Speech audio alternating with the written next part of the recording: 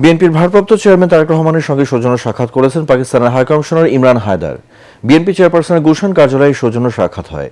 পরে বিএনপির ভারপ্রাপ্ত চেয়ারম্যানের সঙ্গে সাক্ষাৎ করেন জার্মান রাষ্ট্রদূত ডক্টর রুডিগান লোডস। এ সময় স্থায়ী কমিটির সদস্য নজরুল ইসলাম খান, যুগ্ম মহাসচিব রুহুমান কবির উপস্থিত ছিলেন। সন্ধ্যায় চেয়ারপারসনের গুলশান কার্যালয়ে তারেক রহমানের সাথে বৈঠক করতে আসেন অস্ট্রেলিয়ান হাইকমিশনার সুজান রায়েল। এ সময় দূতাবাসগুলোর সংশ্লিষ্ট ঊর্ধ্বতন কর্মকর্তারা উপস্থিত ছিলেন।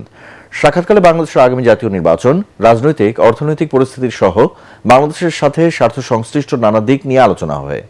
25 ডিসেম্বর দীর্ঘ 1.5 যুগ পর দেশে ফেরার পর থেকেই বিএনপির ভারপ্রাপ্ত চেয়ারম্যানের সাথে বিভিন্ন দেশের কূটনীতিকরা সাক্ষাৎ করছেন।